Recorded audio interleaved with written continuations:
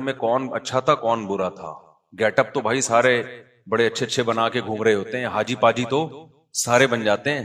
حضرت حکیم الامہ مولانا شرف علی تھانوی رحمہ اللہ تعالی فرمایا کرتے تھے کہ اسلاف میں نا, جو اسلاف تھے ہمارے تابعین صحابہ تبع تابعین, ان کے ہاں ظاہری عمل سے زیادہ دل کے عمل کی ویلیو تھی کہ اندر سے بندہ کیسا ہے, اندر سے ٹھیک ہے یا نہیں ہے. اور ہم لوگ جو فوکس کرتے ہیں وہ ظاہر کو زیادہ فوکس کرتے ہیں, اندر کو فوکس نہیں کرتے. ہر چیز میں ایسا ہی ہو رہا ہے. جب ہم مانتے ہیں کہ خدا ہے, رزق اس کے ہاتھ میں ہے, اور وہ منع کر رہے ہیں نسل روکنے سے کہ غربت کے خوف سے نسل مت روکو, تو مان لو یار وہ وہی کھلاتا ہے. اوپر سے بولنے والے آپ کو مارکیٹ میں بہت ملیں گے, لیکن یہ اوپر سے ہی ہے یہ جملہ, نیچے نہیں اترتا. اور اس کے پھر صرف اولاد کے روکنے پہ اثرات نہیں آتے, باقی زندگی میں بھی اس کے اثرات آتے ہیں. اولاد کا روکنا تو ایک اس کا اثر ہے جو ظاہر ہو رہا ہے, باقی جگہوں پہ بھی کنجوسی نظر آئے گی, اللہ پہ توکل نظر نہیں آئے گا. کیونکہ جب توکل نہیں ہے تو پھر کہیں بھی نہیں ہوتا, ہوتا ہے تو سب جگہ ہوتا ہے. سمجھتا نہیں ہے نا بات کو. تو انہوں نے مجھے بتایا کہ میرے ایسے حالات تھے, اور اس طرح بچے بھی پیدا ہو رہے ہیں, اور بیوی بھی نہ نسل روک رہی ہے اور ساتھ دے رہی ہے. اور اس غربت میں کہتے ہیں جب پیسہ آنا شروع ہوا, بہت محنت کی انہوں نے, تو بیوی کیا کہہ رہی ہے, آپ کے بھائی غریب ہیں, آپ ان کو سپورٹ کریں. میں نے کہا یار ایسی خاندانی بھابی, یار ایسی خاندانی عورتیں مارکیٹ میں مرد نہیں ہیں. عورتیں کہیں ہماری برائی کر رہے ہیں, مرد کون سا ایسا خاندانی ہے, مثال دے رہا ہوں میں. ان کی تو بیگم ایسی خاندانی تھی نا. کہہ رہے ذرا سے پیسے آنا شروع ہوئے تو میرے بھائی سارے غریب تھے, تو میری گھر والی نے کہا کہ آپ کیا کریں, ان کو سپورٹ کریں. کہہ رہے میں نے ان کو سپورٹ کرنا شروع کیا, سب کو کاروبار میں لگایا, زمینیں لے کے دی. آج اللہ نے اچھا بچے بھی سارے, اب جب پیسہ آیا تو جیسے جیسے بچے بڑے ہوتے گئے, سارے بڑی بڑی یونیورسٹیوں میں ہی پڑھ رہے ہیں. کل رات میں ان کے بچوں کے ساتھ ہی بیٹھا ہوا تھا, ہم 3-3:30 بجے جا کے, بلکہ میرا فجر کی اذان ہو گئی تھی, بیٹھا ہوا تھا. مجھے ایسا اچھا لگ رہا تھا ان کے ساتھ.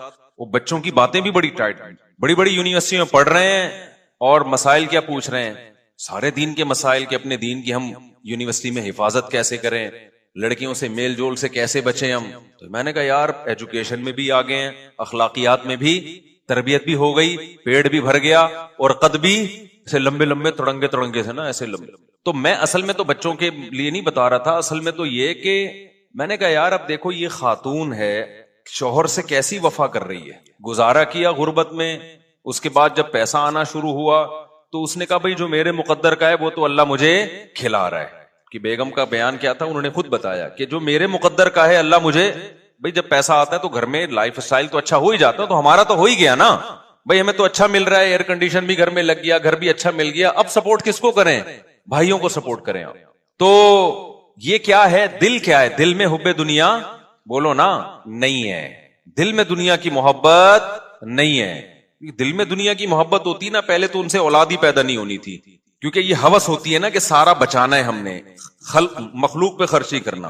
اور پھر جب یہ انسان اپنی اولاد نہیں پیدا کرتا کہ کھلانا پڑے گا, تو وہ شوہر کو مشورہ دے کہ دوسروں کی اولادوں پہ کھلاؤ. پھر انہوں نے بتایا کہ بہنوں کے ساتھ بھی تعاون, اور وغیرہ وغیرہ, خاندان کے ساتھ بھی. اور مرد کا دل جب بیوی اس طرح کی باتیں کرے نا, اتنا بڑا ہو جاتا ہے, وہ کہتا ہے یار میں پوری جائیدادیں اس کے نام کر کے جاؤں گا میں. مرد کا دل اتنا اللہ نے بڑا رکھا ہے. اگر آدمی کا بچہ ہو پاجامہ نہ ہو, پاجامے تو پھر مارکیٹ میں بہت گھوم رہے ہیں نا, انسان کا بچہ ہو نا تو وہ اتنا بڑا دل ہو جاتا ہے جب بیوی اس طرح کی باتیں کر رہی ہوتی ہے. تو آج کل تو ایک دوسرے کی دولت پہ نظر, شوہر بیوی کے مال پہ نظر رکھتا ہے, اس کو پوچھتا رہتا ہے تمہارے ابا کی وراثت گئی کہاں. اور بھائی یہ اس کا ہیڈیک ہے یار, اگر اس کو ملی بھی ہے تو تجھے کیا دلچسپی ہے کہ اس کے پاس بینک میں کتنے پیسے ہیں, اس کو ابا کی وراثت سے کیا ملا, تیرا لینا دینا نہیں ہے. تیری جو ذمہ داری ہے وہ تو نے پوری کرنی ہے نا بھائی. بیگم کروڑ پتی ہو یا ارب پتی ہو یا غریب ہو, آپ کے ذمہ جو نان نفقہ ہے, شریعت کہتی ہے اس نان نفقے کی کوالٹی اور کوانٹٹی پہ اس سے کوئی فرق نہیں پڑے گا.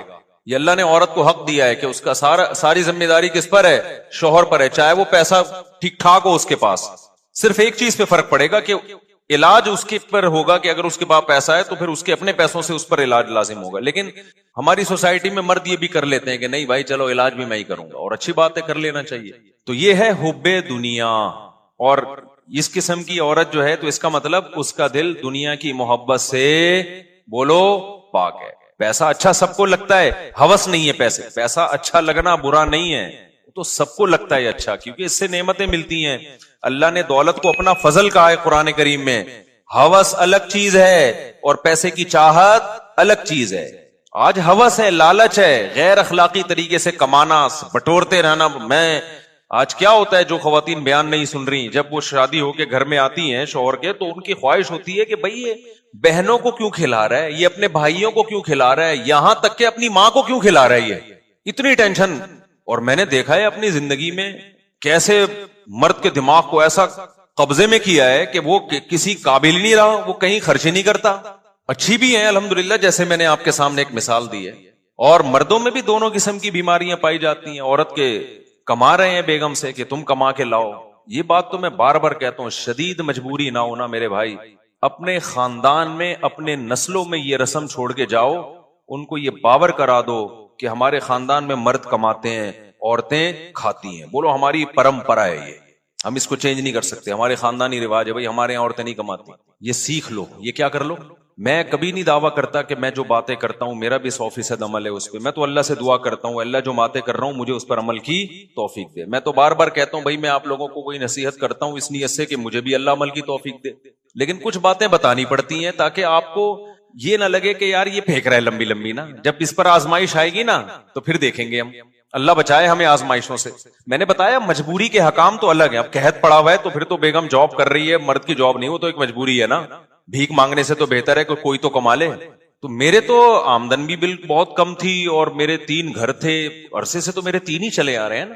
تو آپ کا کیا خیال ہے, مجھے ضرورت نہیں پڑی ہوگی اتنے بچوں کو پالنے کے لیے کہ بیگم کو میں اجازت دے دوں بھائی. اور جاب بھی کہاں, مدرسے میں پڑھانے کی, اسکول میں پڑھانے کی. میں نے کہا نہ, مدرسے میں پڑھانا ہے تو بھائی فری پاکٹ میں. کیوں بھائی, ہماری خاندان میں یہ اب تک چلا آ رہا ہے اور آئندہ ہم اپنی نسل میں چلائیں گے. بھائی ہمارے خاندان میں کمانا کس کا کام ہے, مرد کا. عورت کا کام کیا ہے, کھانا. اس پہ ہمیں کیا ہے بھائی, فخر. نہیں آئی بات میرا خیال ہے سمجھ میں. تو یہ رسم چھوڑ کے جاؤ بھائی, ہم لوگ کیا نہیں عورتیں کماتی, ہم لوگ کیا مرد کماتے ہیں. خدا کی قسم ایسا اچھا خاندانی نظام چلے گا نا تمہارا, اتنا ٹائٹ نظام چلے گا. بچے تمیز سے پلیں گے, بچے پیدا بھی تمیز سے ہوں گے, ان کو ماؤں کی محبتیں بھی پوری ملیں گی اور تمہیں بیویوں کی محبت بھی پوری ملے گی. ایک دفعہ اگر عورت کے ہاتھ کی کمائی مرد کے منہ کو لگ جائے نا, وہ بہت اپاہج بن جاتا ہے. اس کو ایسے مزے لگ جاتے ہیں نا فری پھوکٹ کے کھانے کے.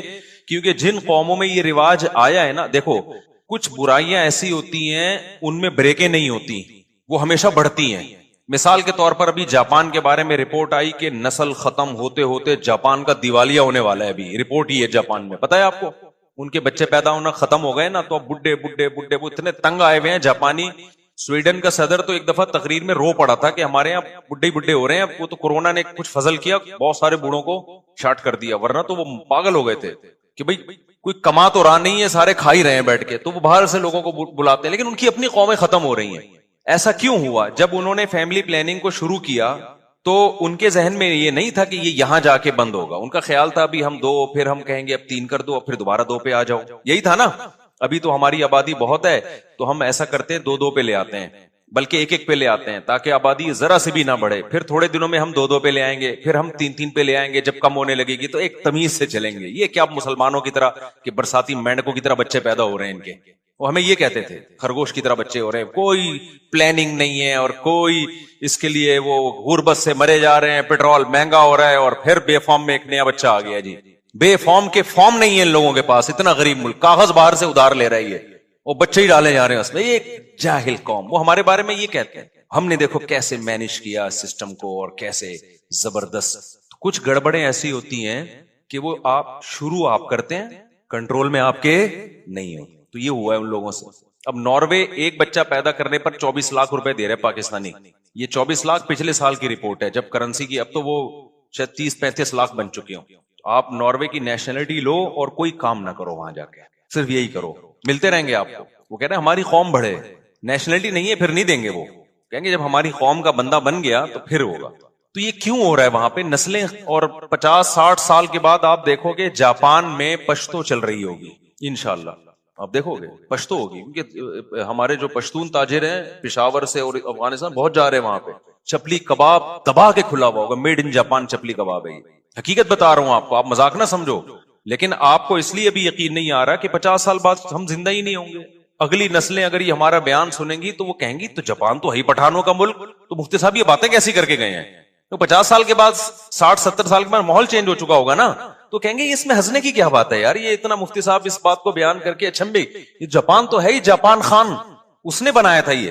کیونکہ جب چینج, بہت سے کنٹری ایسے ہیں جن میں جو اصل قومیں تھیں وہ ختم ہو چکی ہیں. یونان جو ہے نا, یونان, اس کے بارے میں آپ ہسٹری اٹھا کے دیکھیں, انہوں نے بہت صدیوں پہلے فیملی پلاننگ پہ عمل کیا تو ان کی نسل گھٹتے گھٹتے اصل قوم ہی ختم ہو گئی ہے. دوسری قوم ہے جس کو یونانی کہا جاتا ہے, اپنے ہی ہاتھوں مر گئے, ختم.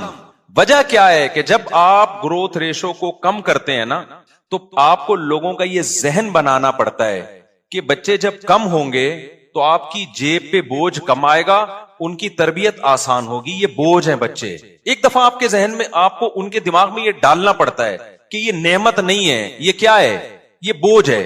یہ سافٹ ویئر انسٹال کیے بغیر کوئی نسل روکتا نہیں ہے.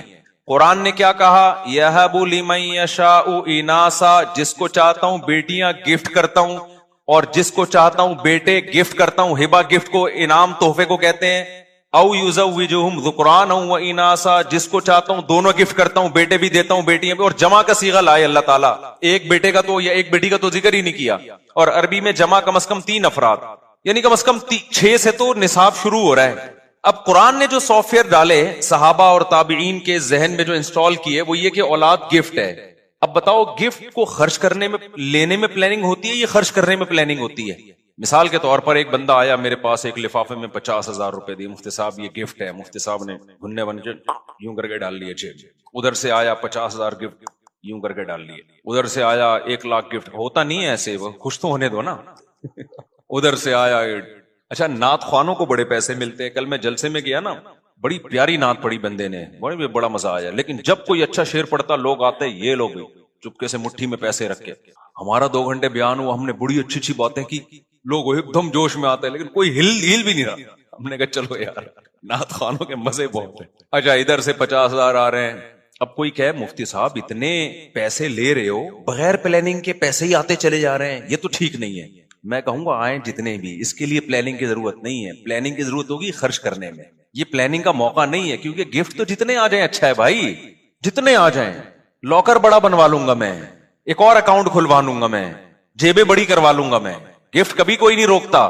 پلاننگ گفٹ لینے میں نہیں کی جاتی, گفٹ کو خرچ کرنے میں کی جاتی ہے. کہ ایسے ہی اڑاؤ نہیں, اب اتنے آ گئے ہیں تو اب شادی تو ہو نہیں سکتی, اب کیا کریں ہم اس سے. پہلے تو پلاننگ آسان تھی میرے لیے. اب بھائی ایسا کرتے ہیں کہ بچوں کو ہم ذرا اور اچھے اسکول میں ڈال دیتے ہیں, ذرا اور تگڑی فیسیں ہو جائیں گی ان کی, اور یہ کر دیتے ہیں, یہ کر دیتے ہیں. ہاں بغیر پلاننگ کے اڑانا شروع کر دو گے تو یہ نعمت کی ناقدری. تو اللہ میاں نے قرآن میں جو ہمیں سافٹ ویئر انسٹال کیے نا, مسلمان سوسائٹی کو جو قرآن پڑھتے ہیں ان کو یہ بتایا کہ اولاد یہ بوجھ نہیں ہے, بلکہ یہ کیا ہے, گاڈ گفٹڈ ہے, یہ خدا کی طرف سے گفٹ ہے. اب جب گفٹ ہے تو گفٹ آنے میں پلاننگ نہیں ہوتی, جب آ گئے تو پھر پلاننگ کرنی ہے تاکہ ضائع نہ ہو. کہ اس کو ڈاکٹر بنانا ہے, اس کو عالم بنانا ہے, اس کو مفتی بنانا ہے, اس کو کیا بنانا ہے, انسان کا بچہ بنانا ہے, کیسے بنانا ہے, کون سے اسکول میں بھیجیں, کس بزرگ کے پاس بھیجیں, کس کے بیان سنائیں, چرسیوں میں بیٹھ رہے ہیں تو اس سے کیسے بچائیں ہم اس کو, صبح شام ایسا نہ ہو پب جی کھیلتے کھیلتے زندگی گزر جائے. تو پلاننگ, اس اولاد کا کیا استعمال ہے, اس میں پلاننگ ہوگی. ہمارے یہاں فیملی پلاننگ والوں نے الٹے کام شروع کر دیے, اولاد پیدا کرنے میں پلاننگ شروع کر دی کہ پلاننگ سے پیدا ہوں گے, پہلے ایک ہوگا 25 سال کے بعد دوسرا, بعض دفعہ ہوتا ہی نہیں 25 سال کے بعد دوسرا, یہ آپ کے اختیار میں ہے ہی نہیں. اب اس الٹی پلاننگ کا جو نقصان ہو رہا ہے نا, بڑا نقصان, میں بار بار کہتا ہوں, لڑکے اور لڑکیوں کی گروتھ ریشو کی ایسی کی تیسی ہو گئی. اب جس کو سب کو 2 بچے چاہیے, تو جس کو بیٹا مل گیا وہ تو نسل روکے گا, جس کو نہیں ملا وہ 5-5 6-6 بیٹیاں ہو جاتی ہیں بیٹے کی لالچ میں, وہ 6 بیٹیوں کے بعد جا کے نسل روکے گا. بیٹے 1 یا 2 اور بیٹیاں 6-6. تو یہ تو سارا فطری نظام کی ایسی کی تیسی ہو گئی کہ نہیں ہو گئی. آپ کہہ سکتے ہو کہ چائنا اور جاپان اور انڈیا, ان دونوں کنٹریز میں فیملی پلاننگ پر عمل ہوتا ہے, تو ان میں تو گروتھ ریشو ایسا نہیں ہے کہ لڑکیاں بہت زیادہ لڑکے کم, بلکہ وہاں تو لڑکیاں ہی شارٹ ہیں. تو بھائی وہ ایک اور ظلم کر رہے ہیں جس کا خدا آخرت میں انتقام لے گا. وہ یہ کہ لڑکیوں کو ماں کے پیٹ میں مار دیا جاتا ہے پیدا ہونے سے پہلے, ورنہ اگر وہ پیدا ہونے دینا تو وہاں لڑکیاں ہی لڑکیاں ہوں. اتنی عورتیں پیدا ہو جائیں, مرد مارکیٹ سے شارٹ ہو جائے ان کے, کیونکہ جس فیملی میں ایک بیٹا ایک بیٹی ہو گئی وہ روکے گا نسل, جس کے 2 بیٹے ہو گئے وہ بھی روک لے گا, क्योंकि बेटे की जरूरत लोगों को बेटी से ज्यादा होती है, खुद माओ को बेटा चाहिए होता है। आप देख लें हमारी सोसाइटी में 5 बेटियां, 6 बेटियां, 7 बेटियां, किस चक्कर में यार? इस चक्कर में कि शायद अगली दफा बेटा हो जाए, वो नहीं हुआ तो अब तो सारा सेटअप जब आप फितरत के काम में टांग अड़ाते हो तो उल्टा पुल्टा होता है। तो मैं यह कर रहा था कि इस्लाम ने जो सॉफ्टवेयर हमें हमारे दिए, जो कुरान पढ़ते हैं, कुरान पर ईमान रखते हैं, वो ये कि ये नेमत है। लिहाजा जब आपके दिमाग में ये आ गया ना, ये सॉफ्टवेयर इंस्टॉल हो गए कि नेमत है, तो फिर आदमी क्या चाहेगा? मेरी औलाद ज्यादा हो। ये काफिरों को भी यही पता था कि औलाद ज्यादा होना नेमत है। यही वजह है कि कुरान काफिरों को कहता था कि तुम अगर इताअत करोगे तुम्हें अल्लाह कसरत से औलाद देगा। युमदिदकुम बिअमवालिन व बनीन, यहूदियों को अल्लाह कहते हैं, हमने कहा कि जब तुम इताअत करोगे कसरत से अल्लाह तुम्हें औलाद देगा। और कुरान कहता है, शुएब अलैहिस्सलाम ने अपनी कौम से कहा कि अल्लाह की नेमत को याद करो, वकस्सरकुम, अल्लाह ने तुम्हारी आबादी बहुत बढ़ा दी है, ये अल्लाह की नेमत है, इस पे शुक्र अदा करो। फैमिली प्लानिंग वाले होते उस जमाने में, वो कहते ये बढ़ा दिए जी, तो टेंशन है हमें। तुम इसको कह रहे हो अल्लाह का शुक्र है, हमारी तो बढ़ी हुई आबादी क्या है? टेंशन। पैगंबर कह रहे हैं बढ़ी हुई आबादी तुम्हारे लिए अल्लाह की नेमत है, शुक्र अदा करो। तो अब जब सॉफ्टवेयर इंस्टॉल कर दिए कि ये बोझ है, तो फिर याद रखो कुछ दिनों तक ऐसा लगता है कि 2 होने चाहिए, इस पे आप कौम को लाएंगे, लेकिन अगला स्टेप पे कौम खुद आएगी, आप नहीं लाएंगे। वही कि जब बोझ है तो फिर 2 के बजाय कितने होने चाहिए? 1। गोरा इस पे सेट हो गया आके।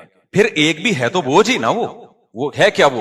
वो भी कहते हैं बोझ है, कहते हैं होना चाहिए, लेकिन वो 50 साल या जब हम बुढ़े होने लगेंगे उस वक्त शादी करेंगे, फिर 1 होना चाहिए। तो ये एक ऐसी चीज है जिसपे शुरू आप करते हैं, फिर ये आपके कंट्रोल में नहीं रहती। बिल्कुल वो किस्सा है कि वो जो मैंने बताया ना कि दरिया में कंबल बहता हुआ जा रहा था, वो असल में रीछ था, मुंह अंदर था तो ऊपर से लग रहा था कंबल।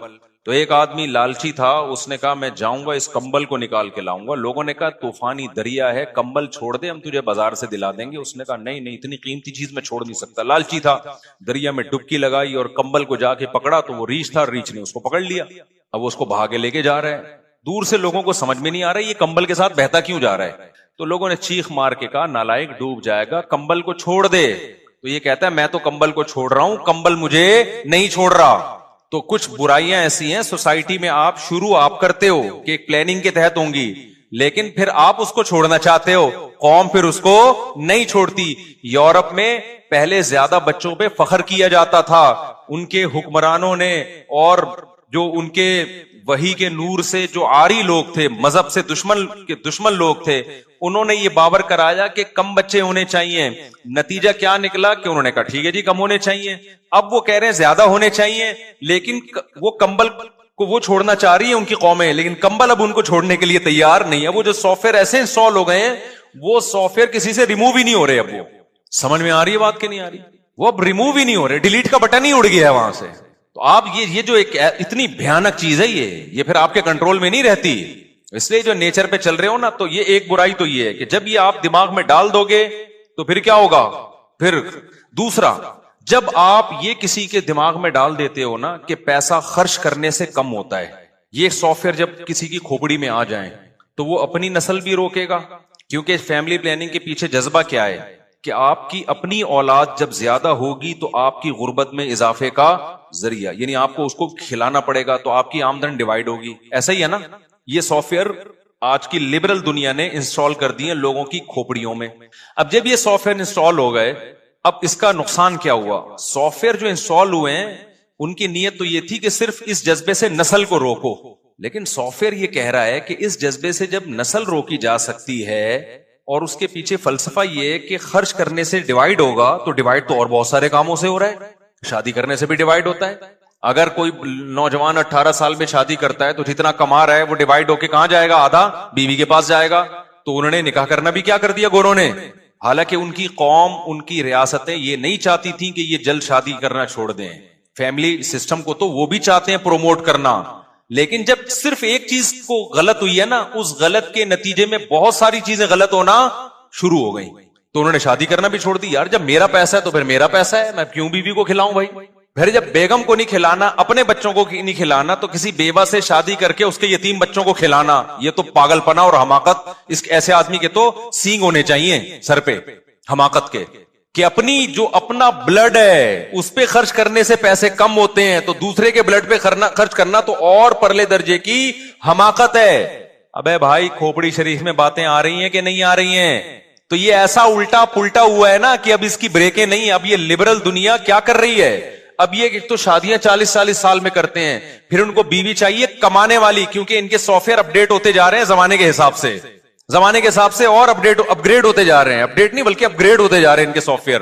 پہلے یہ تھا کہ صرف بچے ہی 2 ہونے چاہیے, پھر یہ تھا کہ بھائی بیوی بھی نہیں ہونی چاہیے, شادیاں بھی 1 ہونی چاہیے, اور پھر بیوی بھی نہیں ہونی چاہیے, پھر جب اگر ہو بھی تو پھر 50 سال میں ہونی چاہیے, اور پھر کسی بیوہ یا یتیم بچے کو پالنا یہ بھی نہیں ہونا چاہیے. تو اب ہوتے ہوتے ہوتے ہوتے وہی ہوگا جو ہو رہا ہے دنیا میں میرا مال. پھر معذوروں کے لیے گورنمنٹ پتہ ہے کیا کرے گی؟ وہی کچھ کرے گی جو یورپ میں کیا ہے. وہاں سگا بھائی اپنے سگے معذور بھائی کو نہیں پالتا, گورنمنٹ پالتی ہے. آج آپ کا بھائی معذور ہے, کون پالے گا؟ گورنمنٹ پالے گی, آپ پالو گے. یہ آپ کی خوبی ہے. یہ یورپ اور امریکہ میں ان لوگوں کی خوبی نہیں ہے, وہاں گورنمنٹ پالتی ہے. لوگ گورنمنٹ کی بڑی تعریفیں کرتے ہیں, اور صحیح کرنی چاہیے کہ قانون مضبوط ہے, معذوروں کو حکومت پالتی ہے. لیکن آپ کو پتا ہے نا کہ ضرورت ایجاد کا نام ہے. تو یہ ضرورت تھی اس سوسائٹی میں جس کی وجہ سے یہ قانون ایجاد ہوا ہے, کیونکہ وہاں گورا پالنے کے لیے, وہ اپنے بوڑھے باپ کو پالنے کے لیے تیار نہیں ہے. تم جب پہلے اولاد روکی نا, پھر ابا بھی روکو. ابا کو تو روک سکتے نہیں کیونکہ ابا پہلے پیدا ہوتے ہیں, بچہ بعد میں پیدا ہوتا ہے. تو ابا کو روکنے کا یہ ہے کہ ابا پہ خرچ نہ کرو, میرا پیسہ ہے تو میں نا. تو گورنمنٹ نے کہا یار یہ تو روڈوں پہ بڈھے بےچارے بوڑھے پڑے ہوئے ہوں گے یہاں پہ, تو انہوں نے بڑا اچھا نظام بنایا, اولڈ ہاؤس بنایا کہ بھئی یہ بوڑھوں کو ہم جا کے بڑی تعریفیں کرتے ہیں. دیکھو گورنمنٹ یہاں بوڑھوں کو کتنا اچھا کھلاتی, کتنی کیئرنگ حکومت ہے. ایک ہماری حکومت ہے, مار دیا بڈھوں کو. حکومتوں نے یقیناً مارا ہے, پبلک نہیں مارتی. پبلک غریب ٹماٹر بیچے گا, اپنے بوڑھے باپ کو گلے سے لگا کے رکھے گا گھر میں. یہ جذبہ گورے میں بولو نا نہیں ہے. کروڑ پتی ہوگا, اب باپ کو ایک سیب نہیں کھلائے گا. اللہ ماشاء اللہ چند واقعات تو ہر جگہ ہوتے ہیں, اور یہ میں ایسی باتیں نہیں بتا رہا, ہوائی باتیں. تو اب معذوروں پہ خرچ گورنمنٹ, لیکن اللہ میاں نے دوسرے طریقے سے ان سے انتقام لیا ہے کہ ٹیکس نکالو ان سے, ٹھیک ہے نا, ٹھیک ٹھاک طریقے سے. ہمیں زکات 2.5% دیتے ہوئے موت آتی, اللہ نے ٹیکس کا نظام ہم پر مسلط کر دیا کہ ان سے زبردستی چھینو, جس پہ ان کو ثواب بھی 2% کا نہیں ملے گا, ثواب بھی نہیں ملے گا. جو زکات پہ ثواب ملتا ہے, فری پھوکٹ میں معذور بھائی پہ خرچ کرنے کا ثواب ملتا ہے, فری پھوکٹ میں ماں باپ کو کھلانے کا ثواب ملتا ہے, ٹیکس پہ وہ ثواب, میں نہیں کہتا کہ گناہ ملتا ہے ٹیکس دینے پہ, ثواب بھی ہو سکتا ہے ملتا ہو, وہ والا نہیں ملتا جو اپنی مرضی سے. تو آپ کے باپ کو بھی دینا ہے, یہ آپ کے باپ کو بھی دینا ہے. اور ان ملکوں میں کم از کم ٹیکس لے کے خرچ انسانوں پر ہو جاتا ہے, ہمارے ہاں تو وہ بھی نہیں ہو رہا. کھوپڑی شریف میں بات آ رہی ہے کہ نہیں آ رہی ہے؟ کھوپڑی ہے الحمدللہ, تو بات بھی آ رہی ہوگی. اچھا خیر. تو اب دیکھو انہوں نے وہ والے سافٹ ویئر انسٹال کر دیے نا ان میں, یہ یہاں سے شروع ہونا, اولاد پہ خرچ, تو پھر بیوی پہ بھی خرچ نہیں, پھر ابا پہ بھی خرچ نہیں, پھر معذوروں پہ بھی خرچ نہیں. اسلام نے اس کے بالکل اپوزٹ سافٹ ویئر انسٹال کیے. اسلام نے کیا سافٹ ویئر انسٹال کیے؟ کہا کہ تمہارے لیے پیغمبر کی زندگی میں بہترین نمونہ ہے. اللہ کرے یہ کھوپڑی میں باتیں بیٹھ جائیں, خدا یہ دل کو درست کرنے کی باتیں, اور اللہ کی قسم یہ باتیں دل میں بیٹھ گئی نا, سب سے پہلا انعام پتہ ہے کیا ملے گا؟ ٹینشن فری زندگی, دماغ ایسا ریلیکس ہوگا, مزے کی زندگی اللہ دے گا. جس کے دل میں دنیا اور دولت کی محبت ہونا, سب سے پہلے اللہ اسے انتقام یہ لیتا ہے, اس کا سکون چھینتا ہے اللہ. دل بڑا ہو جائے گا, خرچ کرنے کی عادت پڑے گی, لائف کو کیا کرو گے؟ انجوائے کرو گے لائف. یہ پہلا انعام ملتا ہے جس کے دل سے دنیا کی محبت نکلتی ہے. ایسے اٹکے ہوئے ہیں نا اینٹوں میں, دیواروں میں, کیا مجھے تو بہت عجیب سا محسوس ہوتا ہے یار. تو کیا ہوا کہ جی وہ اسلام نے اس کے برس کیا بتایا؟ ہمارے پیغمبر صلی اللہ علیہ وسلم سے زیادہ اللہ نے کسی کو مسکین پیدا ہی نہیں کیا, تاکہ مثال وہ سامنے آئے جو بالکل اپوزٹ, تاکہ کوئی اشکال نہ کر سکے اصل میں ان کے پاس تو پیسے ہیں. 40 دن گھر میں چولہا نہیں جل رہا, اور بیویاں کتنی رکھی ہوئی ہیں؟ 9 ایٹ اے ٹائم. سمجھ میں نہیں آ رہی بات؟ یہاں شرمندہ ہو جاتے ہو آپ لوگ. خیر آگے چلو. ایک بیوہ سے نکاح کر رہے ہیں حضرت ام سلمہ سے, جن کی عمر بھی زیادہ ہے اور 2 بچے بھی ہیں. ان کو نکاح کا پیغام بھیجا, انہوں نے کہا یا رسول اللہ میری عمر زیادہ اور میرے ساتھ تو 2 بچے بھی ہیں, میں ان کو چھوڑ کے کیسے آ سکتی ہوں؟ آپ نے فرمایا کہ میری عمر تم سے بھی زیادہ ہے, کوئی بات نہیں, تمہاری عمر زیادہ ہے تو میری تم سے بھی زیادہ, اور جو 2 بچے تو چھوڑ کے آنے کی ضرورت نہیں ہے, وہ بچے بھی اللہ و الی الرسول, اللہ رسول کی طرف میری کسٹڈی میں پلیں گے. آج کے لبرل طبقہ اس وقت ہوتا, اگر آج کے جو کیلکولیٹر لے کے بیٹھے ہوتے ہیں نا, پلاننگ کیوں بھائی پلاننگ, کیا کسی پلاننگ کے لحاظ سے یہ کچھ تک بنتا ہوا نظر آ رہا ہے کہ آپ کے پاس خود تو ہے نہیں, اور آپ دوسروں کے بچوں کی کفالت کر کے ان کو کہاں سے کھلاؤ گے بھائی؟ نہیں آئی بات.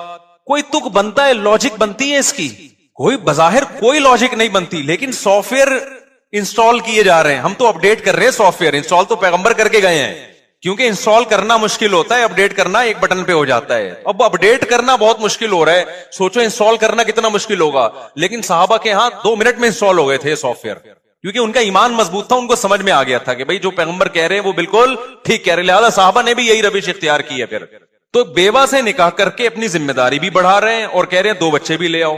سوال پیدا ہوتا ہے بھئی اس کی تو کوئی لاجک ہی نہیں ہے. بھئی لاجک یہ ہے کہ رزق پہلے آتا ہے, ماں کی چھاتیوں میں دودھ پہلے آتا ہے یا بچہ پہلے آتا ہے؟ اگر کوئی عورت یہ کہے کہ فلاں کے چونکہ بچہ ہے اس کی تو چھاتیوں میں دودھ ہے تو وہ تو بچے کو دودھ پلا رہی ہے, میں بچہ پیدا کروں گی تو میری چھاتیوں میں تو دودھ ہے نہیں, لہذا میں نہیں پیدا کر رہی, اسے کیا کہا جائے گا؟ وہ بھائی پیدا کر تو صحیح, اللہ مخلوق کو پہلے بھیجتے ہیں, رزق کا انتظام تو پہلے سے ہوتا ہے, سافٹ ویئر تو پہلے سے انسٹال کیے ہوئے, لیکن اس کا اظہار جب بچہ ہوگا تو ہوگا, اس سے پہلے نہیں ہوگا. تو آپ کی لائبلٹیز جب بڑھیں گی نا, ذمہ داریاں بڑھیں گی, تو رزق کے دروازے کھلیں گے. آپ کہہ سکتے ہو پھر ہمارے پیغمبر پہ رزق کے دروازے کیوں نہیں کھل گئے 9 شادیوں کے بعد؟ یہ سوال پیدا ہوتا ہے نا. دیکھو رزق کے دروازے کھلے, حکم کو کیسے فالو کرو گے؟ تو ان کو اس دلدل میں, جس بت پرستی کی دلدل میں وہ پھنسے ہوئے ہیں, اس دلدل سے قرآن نکال رہا ہے, مختلف طریقوں سے ان کو سمجھا رہا ہے. اچھا, مشرکین یہ مانا کرتے تھے کہ اصل جو کائنات کو پیدا کرنے والا اور ہمیں روزی دینے والا وہ خدا ہی ہے, لیکن خدا نے ان بتوں کو بھی اختیارات دے رکھے ہیں, یہ بھی اللہ کے نیک بندے ہیں جن کی ہم نے مورتیاں بنائی ہوئی ہیں. اصل تو وہ مانتے تھے کہ سب کچھ اللہ کا بنایا ہوا, یہ پتھر کے بنے ہوئے بت, یہ تو ان کو ہم نے اپنے ہاتھوں سے بنایا, یہ دنیا میں کیا بنا سکتے ہیں. تو قرآن نے نا اسی بات کو جس کو وہ مانتے تھے ان کی زبان سے بار بار ریپیٹ کروایا ہے. جیسے ہم کہہ رہے ہوتے ہیں نا کہ جب آپ کا کسی سے مناظرہ ہو رہا ہوتا ہے یا آپ کی کسی سے بحث ہو رہی ہوتی ہے, تو کچھ باتیں ایسی ہوتی ہیں جو آپ کا مد مقابل بھی مانتا ہے, لیکن ماننے کے بعد پھر وہ اس میں گڑبڑ کرنا شروع کر دیتا ہے. تو سامنے والے کو قائل کرنے کے لیے کیا ہوتا ہے کہ آپ وہی بات اس کی زبان سے بار بار اگلواتے ہیں. جب اگلواتے ہیں تو اس کے دل میں ایک خود بخود ایک فکر پیدا ہوتی ہے کہ یار جب میں اتنی بڑی حقیقت مانتا ہوں تو اس کا تقاضا یہ ہے کہ میں وہ بات بھی مانوں جو سامنے والا کہہ رہا ہے. تو قرآن یہاں بھی یہ کہہ رہا ہے کہ مشرکین سے بار بار کہلوا رہا ہے کہ بتاؤ بارشیں کون برساتا ہے, آسمان اور زمین سے روزی کون دیتا ہے. تو اللہ نے اپنے نبی کو حکم دیا یہ بات بار بار مشرکین سے کہیں گے نا, وہ بار بار کہیں گے اللہ کرتا ہے, اللہ کرتا ہے, اللہ کرتا ہے. تو جب بار بار ان کی زبان سے یہ لفظ نکلے گا اللہ کرتا ہے, تو پھر نبی کو حکم دیا بتاؤ کہ پھر پوچھتے ان کو کیوں ان پتھروں کو. تو یہ بھی ایک حق کو دل میں اتارنے کا ایک بہترین طریقہ ہے کہ آپ سامنے والے سے بار بار وہ بات اگلوائیں جو ہمارے اور اس کے درمیان متفق ہے, جس میں ہم دونوں کا اتفاق ہے.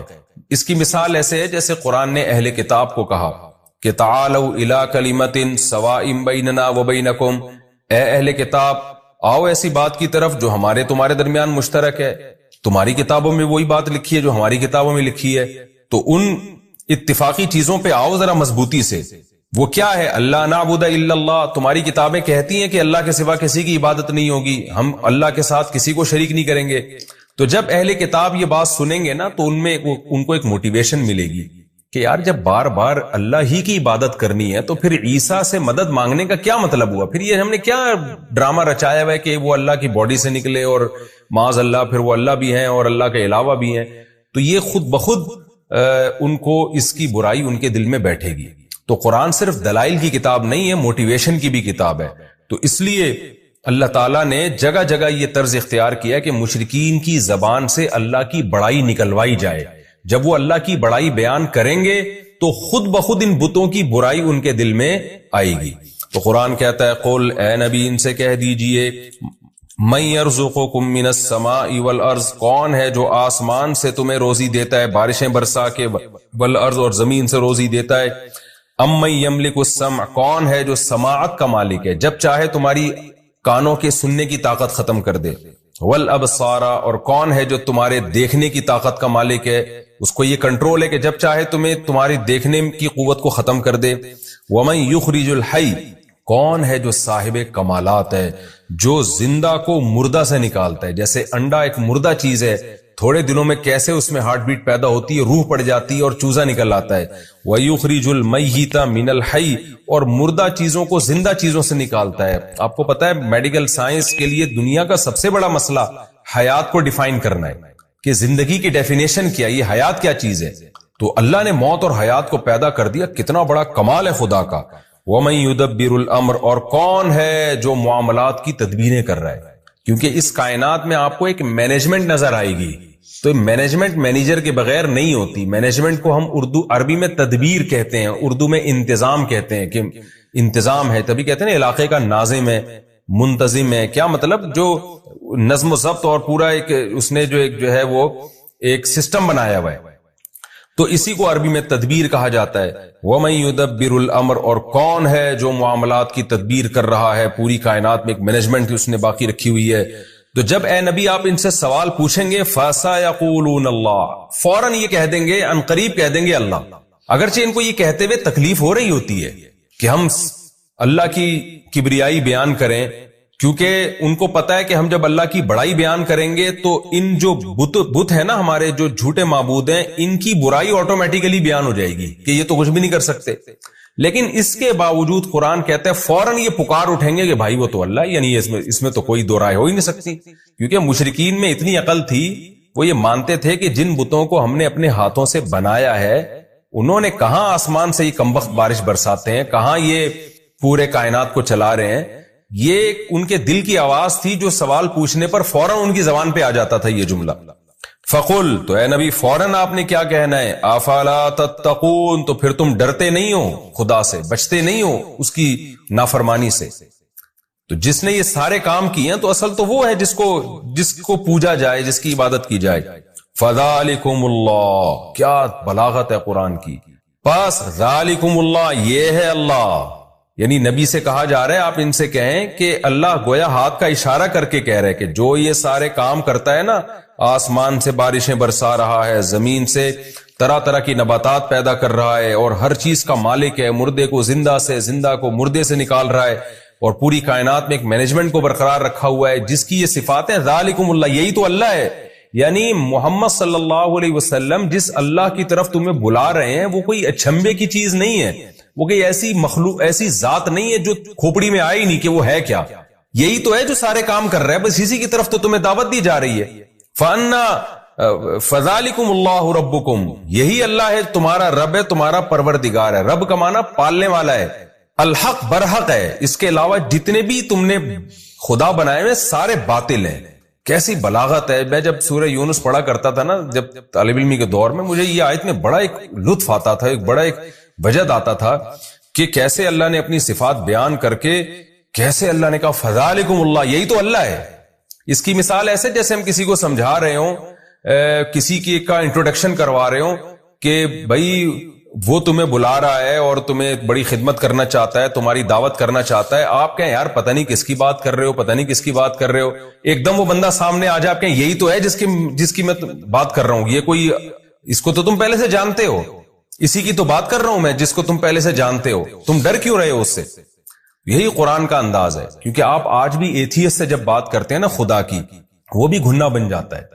جو خدا کے منکر ہیں نا وہ بھی کہتے ہیں پتہ نہیں کون سے گاڈ کی بات کر رہے ہو یار, تم ہے بھی کہ نہیں ہے, کہاں ہے وہ, نظر کیوں نہیں آتا. تو اللہ اپنی صفات بیان کرتا ہے کہ یہ سارے کام آٹومیٹیکلی خود بخود نہیں ہو سکتے. تو جو یہ کام کر رہا ہے فذالکم اللہ, یہی اللہ, بالکل تمہارے سامنے ہے, کوئی ایسی چیز نہیں ہے جو تمہاری عقل سے بالا تر ہو. اور اللہ ہے, اور ربکم, یہ پال رہا ہے تمہیں, صرف مالک نہیں ہے بلکہ تمہیں رزق بھی دے رہا ہے, تمہاری تربیت بھی کر رہا ہے. الحق, اور یہی برحق ہے, اس کے علاوہ جتنے جھوٹے خدا تم نے بنائے ہوئے وہ سارے باطل ہیں. فماذا بعد الحق الا الضلال, تو بتاؤ حق کے بعد اب گمراہی کے سوا کیا رہ گیا. یعنی اللہ کا انٹروڈکشن بھی آ گیا, تعارف بھی آ گیا, اور اس سے اللہ کا وجود بھی ثابت ہو گیا, اور اللہ کا ایک ہونا بھی ثابت ہو گیا کہ یہ سارے کام تو اکیلا اللہ کر رہا ہے. جن کو تم معبود بنا کے پوجتے ہو وہ تو کچھ بھی نہیں کر رہے.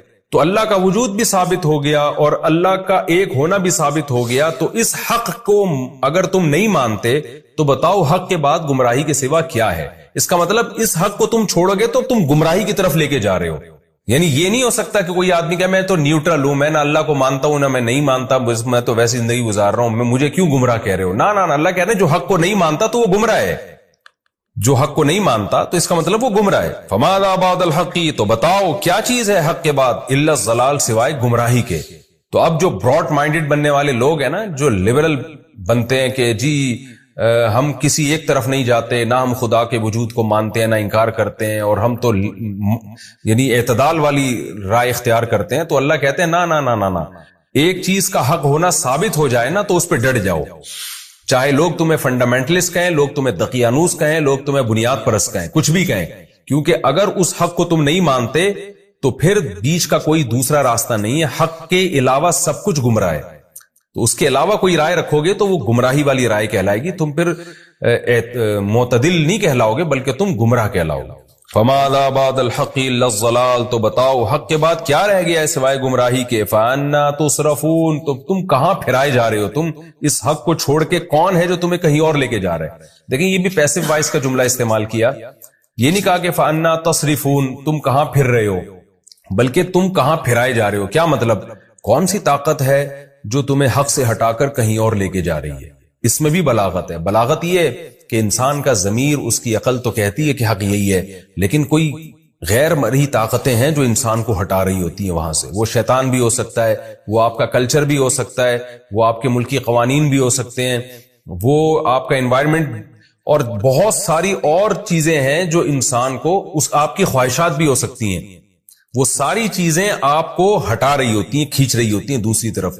تو اللہ کہتے ہیں کہ آپ کو کہاں پھرایا جا رہا ہے، کہاں گھمایا جا رہا ہے، یعنی کوئی اور گھما رہا ہے آپ کو، سوچو کوئی اور گمراہ کر رہا ہے، گویا آپ تو گمراہ نہیں ہونا چاہتے لیکن ایسا لگتا ہے کوئی طاقت ہے جو آپ کو سیدھے راستے سے ہٹا رہی ہے، اس کے بارے میں غور کرو۔ كَذَلِكَ حَقَّتْ كَلِمَةُ رَبِّكَ عَلَى الَّذِينَ فَسَقُوا، اسی طرح جو فاسق لوگ ہیں، حدود کو کراس کرتے ہیں۔ حدود کا کیا مطلب؟ عقل کی بھی ایک حد ہے، ضمیر کی بھی ایک حد ہے، لیکن وہ تمام حدود کو کراس کر کے گمراہی کی طرف جو لوگ جاتے ہیں تو ان لوگوں پر اسی طرح رب کا کلمہ ثابت ہو جاتا ہے۔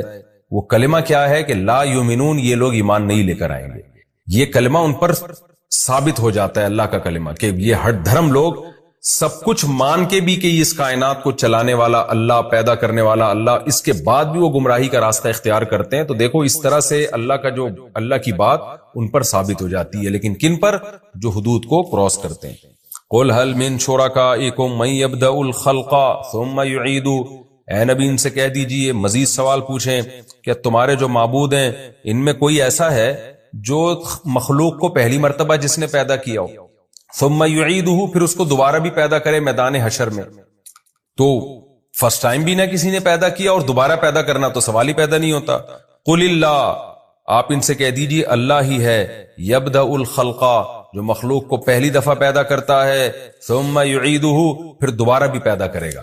اچھا یہاں آپ ایک بلاغت کا نقطہ دیکھیں، جب پہلے سوالات کیے گئے تھے کہ جو کون ہے جو آسمان سے روزی برساتا ہے، کون ہے جو زندہ کو مردہ سے نکالتا ہے، تو قرآن نے کہا فوراً یہ کہیں گے فَسَيَقُولُونَ اللَّهُ، اللہ یہ کام کرتا ہے۔ لیکن یہاں پر کیا ہے؟ جب ان سے سوال پوچھا گیا کون ہے جس نے مخلوق کو پہلی دفعہ پیدا کیا اور دوبارہ بھی پیدا کرے گا، اب یہاں قرآن نے یہ نہیں کہا کہ فَسَيَقُولُونَ اللَّهُ، یہ فوراً کہیں گے اللہ۔ وجہ اس کی یہ تھی کہ دوبارہ پیدا کرنے کے یہ قائل نہیں تھے بہت سارے مشرکین، وہ کہتے تھے پہلی دفعہ تو اللہ نے پیدا کیا، دوبارہ نہیں کرے گا، تو اس لیے اللہ نے اپنی بات بھی آگے بڑھا دی کہ صرف فرسٹ ٹائم نہیں ہے، دوبارہ بھی میں پیدا کروں گا۔ تو اس لیے اللہ نے کہا کہ اے نبی آپ خود ان کو بتا دیں، اب یہاں یہ جواب نہیں دیں گے، اب آپ ان کو بتا دیں کہ جیسے فرسٹ ٹائم خدا نے پیدا کیا ہے، دوبارہ بھی اللہ ہی پیدا کرے گا۔ یہ جو تمہارے بت ہیں پتھر کے بنے ہوئے اور جو جھوٹے خدا ہیں، نہ انہوں نے مخلوق کو پہلی دفعہ پیدا کیا اور نہ یہ دوبارہ پیدا کرنے پر قدرت رکھتے ہیں۔ قُلْ هَلْ مِن شُرَكَائِكُم مَّن يَبْدَأُ الْخَلْقَ، کہہ دیجئے تمہارے معبودوں میں کون ہے جو فرسٹ ٹائم مخلوق کو پیدا کرتا ہے، ثم يعيده، پھر دوبارہ پیدا کرے گا۔ قُلِ اللَّهُ يَبْدَأُ الْخَلْقَ، پھر آپ خود بتا دیں، یہ تو چپ چاپ بیٹھے رہیں گے، آپ ان کو بتا دیں اللہ ہے يَبْدَأُ الْخَلْقَ، جو مخلوق کو پہلی دفعہ پیدا کرتا ہے، ثم يعيده، پھر اس کو دوبارہ بھی لوٹائے گا، دوبارہ بھی پیدا کرے گا۔ فَأَنَّىٰ تُؤْفَكُونَ، تو تم کہاں پھرائے جا رہے ہو؟ دوسری دفعہ چلو پیدا کرنے کے قائل نہیں، لیکن فرسٹ ٹائم تو مانتے ہو نا اللہ نے پیدا کیا، تو اس اللہ کو چھوڑ کر کن جھوٹے خداؤں کے پیچھے لگے ہوئے ہو؟ قُلْ هَلْ مِن شُرَكَائِكُم مَّن يَهْدِي إِلَى الْحَقِّ، یہ بھی بڑی دلچسپ آیت ہے. آپ بتا دیجئے تمہارے معبودوں میں کون ہے ایسا ہے من یہدی الی الحق، جو حق کی طرف رہنمائی کرتا ہے. جتنے جھوٹے خدا دنیا میں ہیں، کوئی گائیڈنس ہے؟ وہ ہمیں بتا سکتے ہیں کہ صحیح کیا ہے غلط کیا ہے؟ اور جو اللہ ہے وہ تو ہمیں حق بتا رہا ہے. وہ بتا رہا ہے زنا بری چیز ہے، نکاح بری چیز نہیں ہے، سود بری چیز ہے، تجارت بری چیز نہیں ہے، شراب بری چیز ہے، اور حلال اور پاکیزہ اموال بری چیز نہیں ہے. وہ تو ہمیں جگہ جگہ گائیڈ کر رہا ہے. رشتہ داری توڑنا بری چیز ہے، جوڑنا اچھی چیز ہے. وہ ہمیں نماز بھی بتا رہا ہے کہ ایسے رب کی عبادت کرنی ہے، حج ایسے کرنا ہے، قربانی ایسے کرنی ہے. گائیڈنس آپ کو اسلام میں جگہ جگہ گائیڈنس ملے گی اور بہترین ہدایت ملے گی. تو قرآن کہہ رہا ہے کہ ان سے کہیں کہ ایک تو خدا ہے جو تورات میں، انجیل میں، قرآن میں گائیڈ کر رہا ہے، جس نے ابراہیم علیہ السلام کے ذریعے گائیڈ کیا لوگوں کو، بتایا صحیح کیا ہے غلط کیا ہے. اور ایک تمہارے جھوٹے معبود ہیں جو کمبخت ہزاروں سال سے چپ بیٹھے ہوئے ہیں، پھوٹتے نہیں ہیں منہ سے کچھ بھی. اور اگر کوئی ان میں زندہ معبود ہو وہ گائیڈ بھی غلط کر رہا ہوتا ہے. تو اب بتاؤ کس سے محبت کی جائے گی، کس کی عبادت کی جائے گی؟ قل هل من شرکائکم، آپ ان سے کہہ دیجئے کیا ہیں تمہارے معبودوں میں سے من، کوئی ایسا معبود ہے یہدی الی الحق، جو سیدھے راستے کی رہنمائی کرتا ہو. یہ یہاں بھی چپ بیٹھیں گے، کیونکہ یہاں بھی یہ فوراً اگر یہ کہہ دیتے نا، یہاں چونکہ ان کو توہین محسوس ہو رہی ہے، اگر کہہ دیں گے نہیں ہمارے معبود تو سیدھے راستہ دکھائی نہیں سکتے، تو ابے بھائی جب تمہارے معبود تمہیں گائیڈ ہی نہیں کر سکتے تو وہ تمہارے رہنما کیسے بن گئے، تمہارے لیڈر کیسے بن گئے، اور ان کو تم فالو کیسے کرو گے؟ فالو لیڈر کو کیا جاتا ہے نا، تو لیڈر ہونے کی صلاحیت ہوگی تو فالو کیا جائے گا. تو اس لیے اللہ کو فالو کرو، کیونکہ فالو اس کو کیا جاتا ہے جو سیدھا راستہ دکھا رہا ہو. جو بیچارہ خود گائیڈنس کا محتاج ہو وہ لیڈر کیسے بن سکتا ہے، اس کو فالو کیسے کیا جائے گا؟ قل اللہ یہدی للحق، آپ ان کو کہہ دیجئے اللہ ہے جو سیدھے راستے کی طرف رہنمائی کرتا ہے.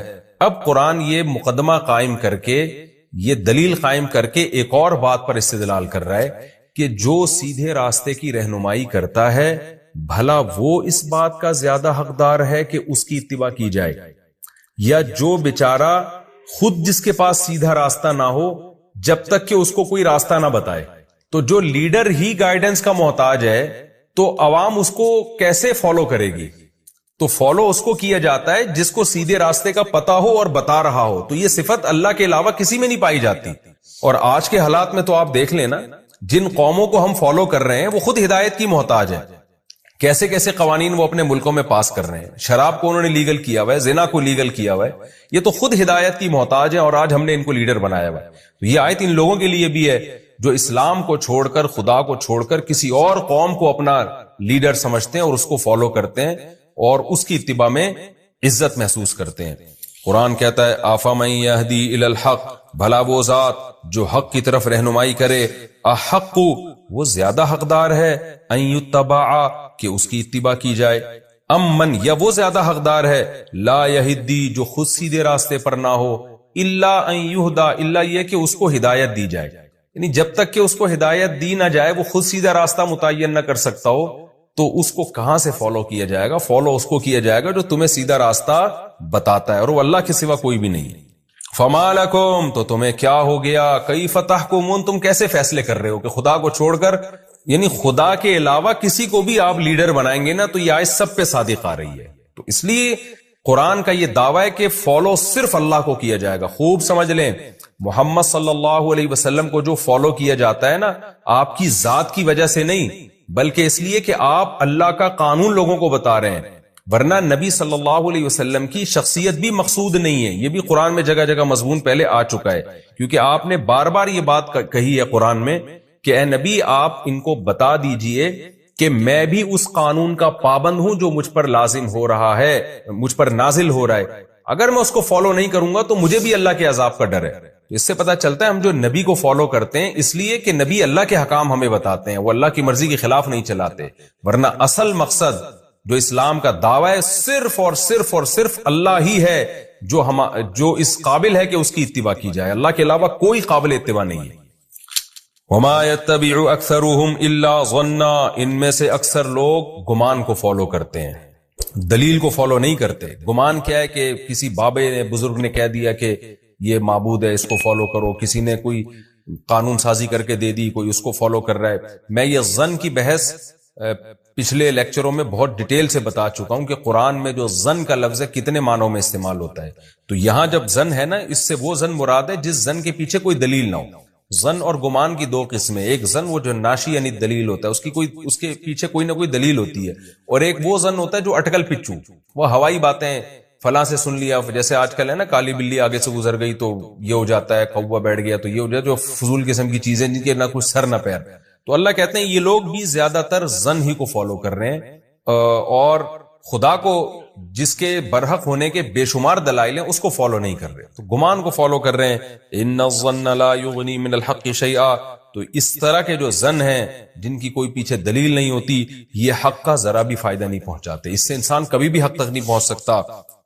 ان اللہ علیم بما یفعلون. جو کچھ یہ لوگ کر رہے ہیں اللہ اس سے باخبر ہے. وما كان هذا القرآن ان يفترى من دون اللہ.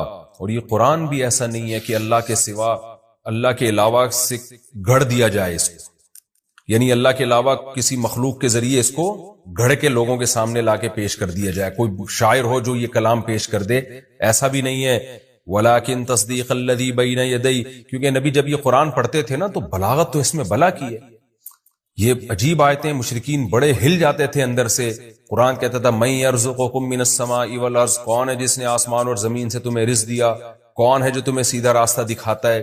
تو لیڈر تو وہی ہو سکتا ہے جو سیدھا راستہ دکھائے. تو مشرکین کے ذہن میں ایک وہم آ سکتا تھا، وسوسہ آ سکتا تھا، اور ہر دھرمی میں بھی یہ بات کہتے تھے کہ محمد صلی اللہ علیہ وسلم نے کلام گھڑ لیا ہے اپنی طرف سے، بڑا زبردست خوبصورت کلام کرتے ہیں، ہمارے سامنے دلائل کے انبار لگاتے ہیں، تو یہ بڑے بہترین شاعر ہیں، بڑی بلاغت ہے ان کے کلام میں، گھڑ لیا انہوں نے. تو قرآن اس کا بھی جواب دے رہا ہے کہ یہ شیطان تمہیں خدا کے کلام سے ہٹا رہا ہے. اللہ تم سے کلام کر رہا ہے، باتیں کر رہا ہے، تمہیں سمجھا رہا ہے، اور تم اب جب تمہارے پاس دلائل سے جواب نہیں ہے تو تم کیا کہتے ہو؟ یہ اللہ کا نہیں، محمد صلی اللہ علیہ وسلم کا کلام ہے. قرآن کہتا ہے ایسا نہیں ہے، یہ قرآن ایسا نہیں ہے کہ اللہ کے علاوہ سے گھڑ لیا گیا ہو. ولیکن تصدیق الذی. یہ تو تصدیق کر رہا ہے ان کتابوں کی جو اس سے پہلے گزر چکی ہیں. گڑی ہوئی بات ہمیشہ نہیں ہوتی ہے، پچھلوں کی نقل نہیں ہوتی. وہ تو تورات کا بھی یہی مضمون ہے، انجیل کا بھی یہی مضمون ہے، اور قرآن کا بھی یہی مضمون ہے. اگر محمد صلی اللہ علیہ وسلم نے گڑھنا ہوتا نا تو اس کی آیتیں میچ کیوں کر رہی ہوتی تورات اور انجیل سے؟ ایک بڑے اسکالر گزرے ہیں ہندوستان میں، خطبات بہاولپور کے نام، ڈاکٹر حمید اللہ. ان کی بڑی ریسرچ ہے آسمانی کتابوں پہ بھی، انتقال ہو گیا، اللہ ان کی مغفرت فرمائے. خطبات بہاولپور کے نام سے ان کے بڑے زبردست لیکچرز ہیں، میں نے بچپن میں پڑھے تھے. وہ ان کی دنیا میں ٹریولنگ بہت ہے، انہوں نے تورات انجیل پر بھی بڑی ریسرچ کی ہے.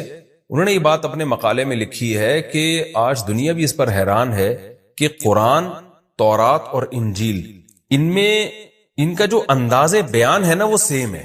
حالانکہ تورات کہاں نازل ہو رہی ہے؟ ارض شام میں، اور عیسائیوں اور یہودیوں کا محمد صلی اللہ علیہ وسلم سے کوئی لنک تھا ہی نہیں. عربوں سے، جو مکہ کے عرب ہے نا، مدینہ میں تو پھر بھی تھے، مکہ میں سے تو ان کا اہل کتاب کا کوئی تعلق ہی نہیں تھا. لیکن مکہ کا ایک یتیم بالکل اسی انداز سے کلام پیش کر رہا ہے جو موسیٰ کلیم اللہ کر چکے ہیں اور جو عیسیٰ روح اللہ کر چکے ہیں. تو یہ خود قرآن کے لیے قرآن کے برحق ہونے کی ایک بہت بڑی دلیل ہے.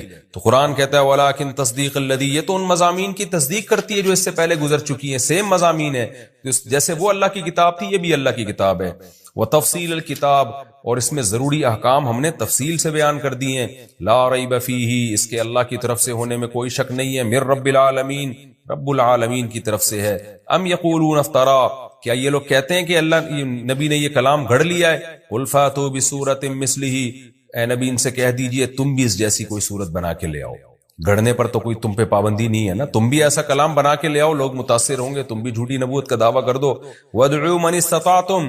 اور تمہارا تو دعویٰ محمد صلی اللہ علیہ وسلم نے اکیلے بنا لیا ہے، ہم تمہیں چیلنج کر رہے ہیں کہ تم سارے شعراء کو اکٹھا کر لو، سارے خطیبوں کو جمع کر لو، اللہ کے علاوہ جو تمہیں ملتی ہے مخلوق لے آؤ. ان کنتم صادقین. اگر تم اپنے دعوے میں سچے ہو. آگے قرآن کہتا ہے بل کذبوا. اصل بات یہ ہے کہ قرآن کے بارے میں یہ نہیں کہ ان کو دلائل سے لگاؤ کہ یہ جھوٹا کلام ہے، نا نا نا نا. اصل بات یہ ایسی چیز کا انکار کر رہے ہیں لم یحیطوا بعلمہ، کہ ان کے علم میں اس کا احاطہ ہی نہیں کیا ہے، انہوں نے اس کے بارے میں تحقیق ہی نہیں کی، غور و فکر ہی نہیں کیا ہے، گمان سے بس انکار کر رہے ہیں. اور دوسری وجہ یہ لما یاتہم تاویلہ، انہوں نے اس انکار کا انجام بھی نہیں دیکھا، وہ آیا ہی نہیں، ان کو سزا ملی نہیں اب تک. اس لیے جب لاؤبالی پن میں انکار کرتے چلے جا رہے ہیں تو اللہ اب ان کو دھمکی دے رہا ہے کہ اے مشرکین عرب، اے مشرکین مکہ، تم قرآن کا انکار مت کرو. کیوں؟ کذالک کذب الذین من قبلہم، ان سے پہلے لوگوں نے بھی انکار کیا تھا. فانظر کیف کان عاقبۃ الظالمین، دیکھو ظالمین کا انجام پھر کیسا ہوا. تو تمہارا بھی پھر وہی انجام ہو سکتا ہے. تو دلائل سے تو اللہ بات کر رہے ہیں، اللہ تعالیٰ دھمکیاں بھی دے رہے ہیں ساتھ ساتھ، کہ یہ ہلکی بات نہیں ہے کہ جس کا دل چاہے ایمان لے آئے، جس کا دل چاہے رد کر دے. نہ، تمہیں غور و فکر کر کے ایمان لانا پڑے گا. پھر نبی کو تسلی دی جا رہی ہے، کیونکہ نبی صلی اللہ علیہ وسلم بہت پریشان ہوتے تھے، سب ایمان کیوں نہیں لے کر آتے، اتنی واضح آیات ہیں. اللہ نے فرمایا وَمِنْهُمْ مَن يُؤْمِنُ بِهِ، کچھ ان میں سے ایسے ہیں جو ایمان لائیں گے اور لاتے ہیں. وَمِنْهُمْ مَن لَّا يُؤْمِنُ بِهِ، اور کچھ ایسے ہیں جو نہیں لے کر آئیں گے. تو آپ نے اپنا کام جاری رکھنا ہے. یہ لالچ نہیں رکھنی کہ سارے مسلمان ہو جائیں، یہ ممکن نہیں ہے. وَرَبُّكَ أَعْلَمُ بِالْمُفْسِدِينَ، جو مفسد لوگ ہیں، جو ایمان نہیں لے کر آئیں گے، اللہ ان کو خوب جانتا ہے، خود ہی نمٹ لے گا ان سے. یہ ہمارا جناب رکوع نمبر 4 اور 9 تفسیر کے لحاظ سے کمپلیٹ ہوا. میں انشاءاللہ اس کا مختصر خلاصہ پیش کر دیتا ہوں. پہلی آیت میں ہمیں اللہ نے بتایا کہ اللہ کی صفات ہیں، آسمان سے رزق برساتا ہے. دیکھیں قرآن کا جو دلائل کا انداز ہے وہ منطقیانہ نہیں ہے، وہ نیچرل ہے. تو نیچرل یہی ہے کہ قرآن اس کائنات میں ہونے والے تغیرات کو بیان کرتا ہے کہ یہ خود بخود کیسے ممکن ہے، یہ آٹومیٹیکلی نہیں ہو سکتے، یہ سب کچھ اللہ کر رہا ہے. تو مشرکین کی زبان سے نکلوایا جا رہا ہے اللہ کا تعارف، اور پھر نفی کی جا رہی ہے کہ جب اللہ کر رہا ہے تو پھر ان معبودوں کو تم کیوں پوچھتے ہو. تو پہلا مضمون تو اس کا توحید ہوا کہ سب کچھ کرنے والی ذات اللہ کی ہے، لہذا پکارا بھی اسی کو جائے گا اور عبادت بھی اسی کی جائے گی. دوسری بات ہمیں کیا پتہ چلی کہ پہلی مرتبہ اللہ نے پیدا کیا. مشرکین جو شرک کرتے تھے ان کی میں بھی اتنی کھوپڑی تھی کہ خود بخود کائنات پیدا نہیں ہو سکتی. تو وہ یہ مانتے تھے کہ فرسٹ ٹائم اللہ نے پیدا کیا. اختلاف اس میں کرتے تھے کہ دوبارہ پیدا ہوگا کہ نہیں، یہ ہوگی کہ نہیں ہوگی. تو آج کا جو ملحد ہے وہ بالکل ہی بے عقل ہے. وہ کہتے ہیں یہ کائنات خود خالق ہے، یعنی کائنات نے اپنے آپ کو خود پیدا کر لیا. یہ تو پاگلوں والی بات ہے بالکل. اچھا یہ بھی خوب سمجھ لیں، جو ملحد کہتے ہیں نا کوئی خدا نہیں ہے، یہ بھی جھوٹ بولتے ہیں.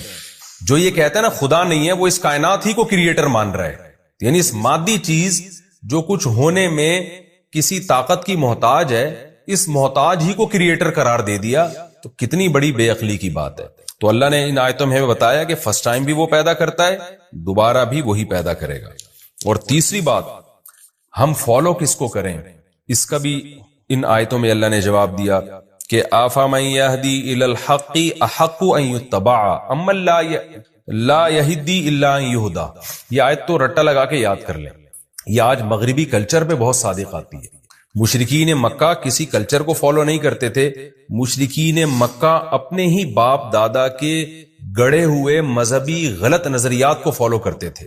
اس پہ قرآن نے یہ کہا کہ جو خود ہدایت کا محتاج ہو اس کو فالو کیا جائے گا، یا جو ہدایت دیتا ہو اس کو فالو کیا جائے گا. آج بھی یہ بات دنیا پہ صادق آتی ہے کہ دنیا میں مجھے بتاؤ قرآن کے علاوہ یا اللہ کے علاوہ جس نے قرآن میں آیتیں نازل کی، آپ کو ہدایت ملے گی کہاں؟ جو مغربی ممالک جو اپنے آپ کو اتنے بڑے فنٹر سمجھتے ہیں، دنیا کی ذہین ترین اور تہذیب یافتہ قومیں سمجھتی ہیں، وہ خود اپنے ہاتھوں سے بنائے ہوئے قوانین سے پریشان ہیں. ان کا سسٹم کیسا تباہ و برباد ہو رہا ہے وہاں پہ، کس قسم کے بےہودہ قوانین وہاں رائج ہو رہے ہیں. یعنی جو چیز ان کی قوم میں شامل ہو جائے نا، کلچر کا حصہ بن جائے، وہی قانون بن کے اسمبلیوں میں پاس ہو جاتی ہے. تو جو برائی معاشرے میں پھیل جائے گی وہ قانون بن کے پاس ہو جائے گی. تو اس سے تو پتہ چلتا ہے وہ تو خود گائیڈنس کے محتاج ہیں، اور ہماری جو ینگ جنریشن ہے وہ فالو ان کو کر رہی ہے. اس لیے میرے بھائی فالو صرف اللہ ہی کو کیا جائے گا، کیونکہ آپ قرآن کے الحم سے لے کے والناس تک اگر احکام دیکھیں تو آپ کو نیچر کے قریب نظر آئیں گے. قرآن صفائی کی تعلیم دے رہا ہے، وَثِيَابَكَ فَطَهِّرْ، اپنے کپڑوں کو پاک رکھیے. یا ایھا النبی کلوا من الطیبات واعملوا صالحا، کہ کھاؤ بھی پاکیزہ اور عمل بھی پاکیزہ ہو. تو ہر چیز میں پاکیزگی جھلک رہی ہے، اس میں طہارت جھلک رہی ہے. تو اس لیے یہ 2 اور 2 4 کی طرح ہے کہ یورپ کے پاس، اہل مغرب اقوام کے پاس، ان لوگوں کے پاس ہدایت نہیں ہے. تو اللہ کہہ رہا ہے بھلا جس کے پاس خود ہدایت نہ ہو وہ اس بات کے زیادہ لائق ہے کہ اس کو فالو کرو، یا جو خود لوگوں کو ہدایت دے رہے جیسے کہ اللہ. ظاہر ہے اللہ کے علاوہ ہمارے پاس کوئی نہیں ہے جس کو ہم فالو کریں. اب اللہ نے ہمیں بتایا کہ میرے احکام تمہیں نبی بتائیں گے، لہذا نبی جیسا کر رہے ہیں اور جیسا کہہ رہے ہیں اس کو فالو کرتے چلے جاؤ. تو ہم نبی کی اتباع جو کرتے ہیں اس لیے تاکہ ہم اللہ کی اتباع کر سکیں. اور وما یتبع اکثرهم الا ظنا، اس میں ہر باطل کی جو بیس ہے وہ یہی ہوتی ہے. اس کے تحت علماء نے لکھا ہے کہ آج کل جو لوگوں کے سیاسی تبصرے یا اوٹ پٹانگ تبصرے، جن کی کوئی دلیل ہی نہیں ہوتی، ان کے پاس کوئی معلومات ہی نہیں ہوتی، اور بیٹھ کے